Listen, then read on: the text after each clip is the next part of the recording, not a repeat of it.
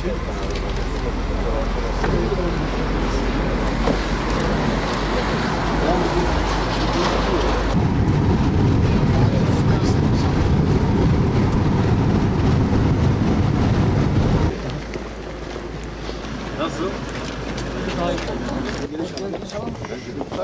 Yani orta nokta 100 metre yüksekliğinde. Ama su yükseldiği zaman su acaba nereye geldi?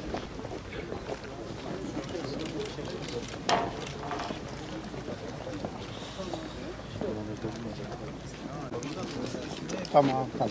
رياح كيف دي صدر كبريا مثلا. Ne bileyim yani müsait var. Bir daha bölünmüş olmayacak değil mi? Buradan itibaren ileriye doğru bölünmüş yok. Tek yol. Tünelde şekilde devam. Benim için çok önemli olan ortada bir köy var. Yok şehirden iş önemlisi.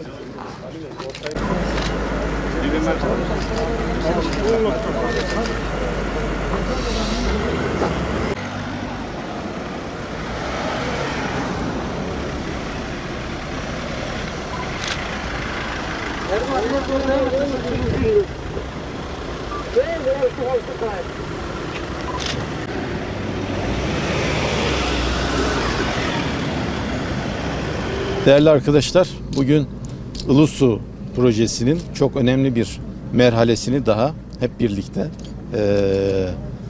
şahitlik etmek üzere toplanmış bulunuyoruz. Bugün Batman-Midyat karayolunun 0 ile 36. kilometresi arasındaki Hasankeyf geçişini de ihtiva eden relokasyon faaliyetini tamamlamak üzere buradayız. Bu Karayolları Bölge Müdürlüğümüz tarafından ihaleli bir iş idi ve Hasankeyf geçişini ihtiva ediyor. Burada 11. kilometre ile 37. kilometre arasındaki 26 kilometre bölünmüş yol olarak bugün itibariyle trafiğe açıyoruz. Resmi açılış töreni bakanlık tarafından bilahare yapılacak. Burası bu bahsetmiş olduğumuz 26 kilometre çok özel imalatları içeriyor. Hem bölünmüş yol var, biraz önce hep birlikte geçtik. Hem şu anda üzerinde durmuş olduğumuz 1001 metre uzunluğunda 2 viyadükten oluşan çok özel bir imalatı da ihtiva ediyor. Buna dengeli konsol diyorlar. Karayolları Bölge Müdürlüğümüz burada hem teknik olarak çok özellikli hem de maliyet olarak da çok yüksek bir faaliyet gerçekleşti. Onun da sol viyadüğünü bugün itibariyle trafiğe açacağız. Böylece 11. kilometre ile 37. kilometre arasındaki 26 kilometre trafiğe açılmış olacak. Bu bizim için çok önemliydi. Çünkü Hasankeyf sürecinin önemli bir aşamasını da böylece tamamlamış olduk. Bundan sonra artık Er-Rızk Camii'nin tahliyesi ve yeni yerine taşınması konusunda artık yeni aşamaya geçebileceğiz. Bunun içerisinde de Kale Sokağı'nın tahliyesi var. Vatandaşlarımızdan önümüzdeki pazar günü saat 18'e kadar buranın tahliyesini tamamlamalarını bekliyoruz. Pazartesi günü de Devlet Su İşleri Bölge Müdürlüğümüzün iş makineleri burada yıkıma başlayacaklar. Bu hususta zaman bizi çok sıkıştırıyor.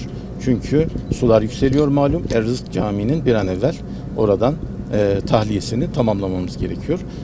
Karayollarımızın genel müdürlüğümüzün, bölge müdürlüğümüzün yoğun çabasıyla çok önemli bir aşamayı böylece bugün itibariyle gerçekleştirmiş olduk. Ben emeği geçenlere çok teşekkür etmek istiyorum. Önümüzdeki aylarda hemen arkamızda hepinizin bildiği, hep beraber birkaç ay önce tünelde ışık görme merasimini yapmış olduğumuz 600 metrelik tünelimiz de var bu süreç içerisinde. O da bitecek.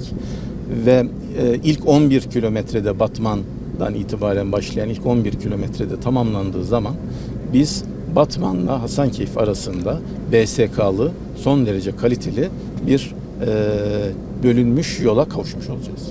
An itibariyle şu anda trafiği açtığımız andan itibaren oradaki trafiği de kapatacağız.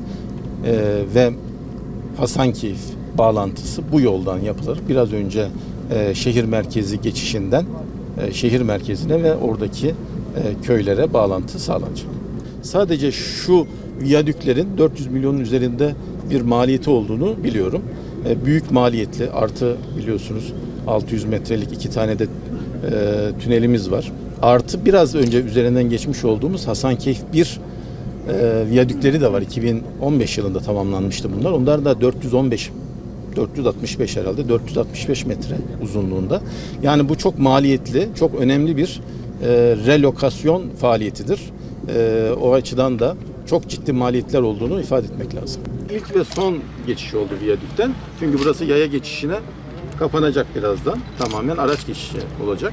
Burası şu anda su kotundan, yani topraktan 100 metre yukarıdayız.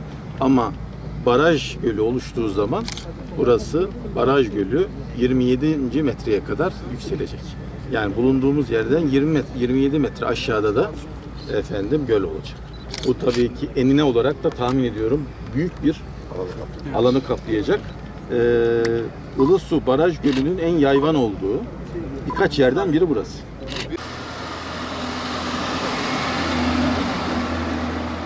Bu viyadüğün uzunluğu 1000 metredir. İlk köprü geçişini bir sağladık. Çok güzeldi. Memnun olduk. Hayırlı uğurlu olsun.